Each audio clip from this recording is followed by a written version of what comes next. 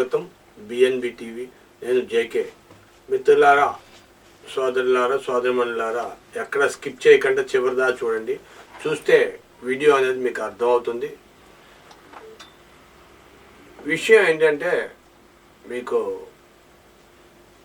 భూగర్భ జలాలు ఎక్కడ చూసినా భూగర్భ జలాల్ని లాగేస్తున్నారు. వానలు పడిన నీరు డైరెక్ట్గా కాలువల్లోకి వెళ్ళిపోతున్నాయి. కాలువల్లోకి వెళ్ళిపోయి కాలువల్లో నుండి నదుల్లోకి వెళ్తున్నాయి. నదుల్లో నుండి సముద్రంలోకి వెళ్తున్నాయి.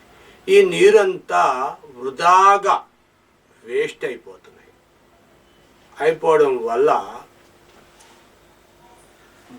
మానవులకి మనుగడకి ముప్పు వాటిల్లుతుంది. మొన్న ఈ మధ్య ఢిల్లీ, ఛత్తీస్గఢ్, బీహారు ఈ ప్రాంతాల్లో భూకంపం సంభవించింది. ఆ విషయం మీ అందరికీ తెలిసిందే. కానీ ఒక విషయం ఏంటంటే, ప్రాణ నష్టం ఏం జరగల. భారతదేశంలో ప్రాణ నష్టం జరగల. ప్రభుత్వాలు చెప్తున్నాయి, మానవులు చెప్తున్నారు, మనుషులు చెప్తున్నారు, స్వచ్ఛంద సేవా సంస్థలు చెప్తున్నాయి. ప్రతి వారు కూడా ఇంటి ముందు ఇంకుడు గుంటను పెట్టుకోండి.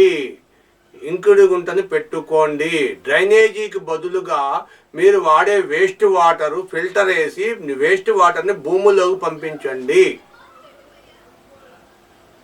వేస్ట్ వాటర్ని భూముల్లో పంపించాలి. మీరు ఉదాహరణ చెట్టుకు నీళ్లు పోసారు, ఎంతసేపులో తీసుకుంటుంది? ఆ నీరంతా బయటకు వచ్చేస్తుంది.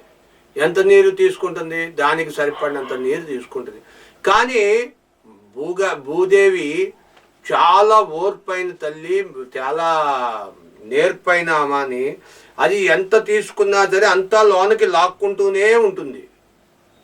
ఆ నీరుని లేకపోవడం వల్ల ఇప్పుడు మయన్మార్ మొన్న ఇండియాకి కేవలం 2500 2800 కిలోమీటర్ల దూరం, నాటికల్ మైళ్ళు అంటారు. ఇవన్నీ చాలా లెక్కలు ఉన్నాయి. నీకు ఒక లెక్కలో చూస్తే దగ్గర, ఒక లెక్కలో చూస్తే దూరం. వెస్ట్ బెంగాల్కి, ఇటు కలకటాకి, అటు చైనాకి, అటు తైవాన్కి. అంతెందుకు, మన అందరం ఎంతో ఆనందంగా ఉత్సాహంగా కాలక్షేపం చేద్దామని వెళ్తాం బ్యాంకాక్ కూడా పక్కనే. మన ఇండియా నుండి అనేక మంది బ్యాంకాక్ వెళ్ళి అక్కడ ఉన్న హోటల్లో మా ఫ్రెండ్స్ కూడా చాలామంది బ్యాంకాక్లో హోటల్స్లో ఉన్నారంట. వాళ్ళకు కూడా భూకంపం వల్ల ఆ వణుకు దరిదాపుగా ఒక నిమిషం, అంటే దరిదాపు 60 సెకండ్ల పాటు భూమి స్కంభించింది. పెద్ద పెద్ద భవనాలు, హోటల్స్ పడిపోయినాయి. దరిదాపుగా బ్యాంకాక్లోనే 30 మంది పైన మరణించారు. మయన్మారు ఈ పక్కనైతే 1600 మంది చనిపోయారు. కానీ ఇంకా వస్తుంది, ఇంకా ఇప్పుడు 75 గంటలు అయింది. అంటే 3 రోజులు 4 రోజులు అయిపోయింది, 5వ రోజు వచ్చింది. అయినా సరే ఈ వేళకు వచ్చి భూమి లోపల ఉన్న శిథిలాలని తీయటం వల్ల కావట్లా. మీరు ఒక బిల్డింగ్ మీరు పడేద్దాం అనుకున్నారనుకో, పడేస్తే పుక్లైన్లు పెట్టి, జేసీబీలు పెట్టి, లేకపోతే లేబర్ని పెట్టి, సుత్తులు సమ్మిట్లు పెట్టి టకా కొడితే చిన్న చిన్న ముక్కలు 1 కిలో 2 కిలోలు 5 కిలోల ముక్కలు పడతాయి. కానీ భూమి, ప్రకృతి కానీ బాంబు కానీ పెట్టారనుకోండి, అది పెద్ద పెద్ద శిథిలాలు పడిపోతాయి. ఒక్కొక్కటి ఒక 500 కేజీలు 1000 కేజీలు శిథిలాలు పడిపోతాయి. మీరు 1000 కేజీలు 500 కేజీలు అంటే మీరు ఆలోచించండి, ఎంత వెడల్పు ఉంటుంది, ఎంత బరువు ఉంటుంది. అలాంటి శిథిలాలు పడిపోయి జనాలు కింద ఉండిపోయారు. రాయికి రాయి మధ్య గ్యాపులో బతుకున్నోళ్ళు కూడా కింద ఉండిపోయారు. తిండి లేక, తిప్పలు లేక, మంచినీళ్ళు తాగుదామంటే మంచినీళ్ళు లేక. వాస్తవంగా చనిపోయిన వారు కొంతమంది భూమి దెబ్బ తగిలి, రాయి దెబ్బ తగిలి చనిపోయిన వాళ్ళు కొంతమంది అయితే ఆ శిథిలాల కింద ఉండిపోయి, ఆ భూమికి మధ్యలో పొరలు వస్తాయంటారు కదా, అలాగా ఈ రాయికి రాయి మధ్యలో పొరల్లో ఉండిపోయారు. ఉండిపోయి వాళ్ళు తిండి లేక నీళ్లు లేక పసిపిల్లలు పెద్ద పెద్ద వాళ్ళు కూడా మిలిటరీ సైన్యం చేస్తుంది. అయినా సరే 5 రోజులు ఎవరైనా భోజనం లేకుండా ఉంటారా చెప్పండి? ఒక్కరోజు ఒక్క పూట అలిగి అమ్మా నేను సినిమాకి వెళ్తానమ్మా అంటే నానా సినిమాకి వెళ్తా అంటే డబ్బులు ఇవ్వలేదని ఆ పూట భోజనం చేయడం మానేస్తాం.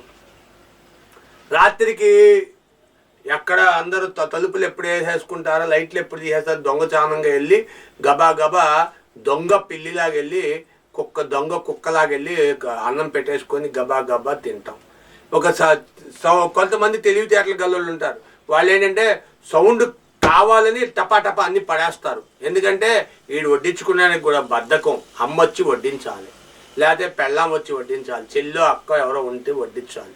కాబట్టి అవన్నీ కావాలని పడేసి తిన్న రా నీకోసం ఎదురు చూస్తున్నాం, అందుకని నీకు అన్ని ఉంచాం మేము తినకంట అని. కొంతమంది తల్లిదండ్రులు అయితే వాడు తినలేదని చెప్పి తల్లిదండ్రులు కూడా తినకుండా పడుకుంటారు. వీడి శబ్దానికి లెగిసి వాళ్ళు కూడా వచ్చి తింటారు.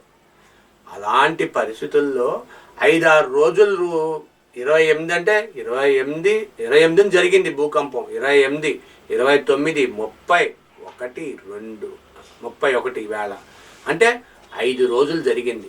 5 రోజులు భోజనం లేకుండా, టిఫిన్ లేకుండా, మంచినీళ్ళు లేకుండా వచ్చిందేమో ఎండాకాలం. మీరు చూడండి ఎంత ఇబ్బంది పడి ఉంటారు. ఆ చావు పగోడుకు ఉండకూడదండి. కాబట్టి సోదరులారా, నేను మీ యొక్క మేలు కోరి మీ హితువు కోరి చెప్తున్నా. మీ స్నేహితుడుగా, స్నేహంలోని హితువు చెప్పేవాడు స్నేహితుడు అంట. మీ హితువు కోరి చెప్తున్నా, మీరు ఇళ్ల ముందు ఇంకుడు గుంటలు పెట్టుకోండి. తద్వారా మీ భూమిలో తేమ పెరుగుతుంది. మీరు వేసుకునే బోర్లో నీళ్లు వస్తాయి. మీరు మంచినీళ్ళు తాగడానికి ఇబ్బంది ఉండదు, స్నానాలు చేయడానికి, జపాలు చేసుకోవడానికి దేనికి ఇబ్బంది ఉండదు. ఇంకుడు గుంటల్లో ఉండడం వల్ల బోర్లో ఆ నీళ్ళన్నీ లాక్కొని మీకు మళ్ళీ ఫిల్టర్ ఉంటుంది భూమిలో.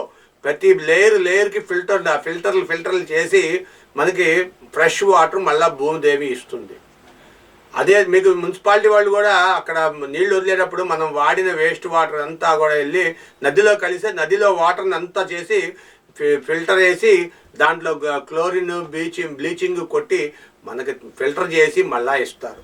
మీరు చూస్తూ ఉంటారు, చాలామంది అంటున్నారు, కంప్లైంట్ చేస్తున్నారు, నీళ్లు నాచు రంగులో వస్తున్నాయి, ఎర్రగా వస్తున్నాయి, ఇంకో రంగులో వస్తున్నాయి, నీళ్ళు వాసన వస్తున్నాయి అంటారు. ఇవన్నీ ఏంటంటే ఫిల్టర్లు సరిగ్గా అవ్వకపోవడం వల్ల ఒక మనుషులు చేసేది ఇది, మిషన్లు కావు, లేకపోతే దైవం చేసింది కాదు.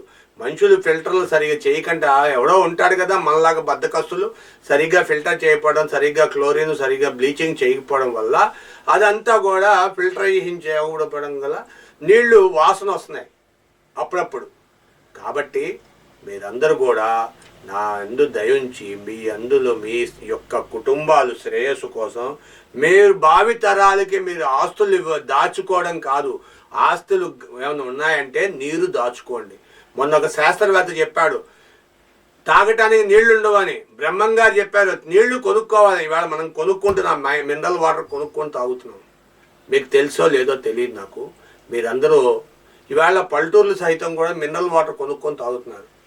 కాబట్టి మీ విలువైన నీరుని సేవ్ వాటర్ సేవ్ లైఫ్ అని, భూకంపాలు రావడానికి భూమికి మధ్యలో పొరలు రావడం వల్ల నీరు తేమ ఉంటే అతుక్కొని ఉంటుంది ఒకదానికొకటి.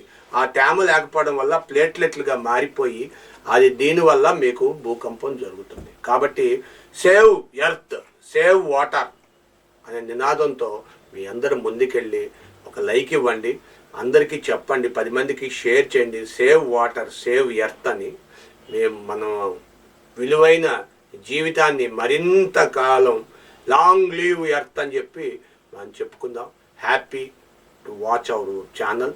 మీ విలువైన అభిప్రాయాలు కామెంట్ చేయండి. Thank you for watching our channel. Thank you.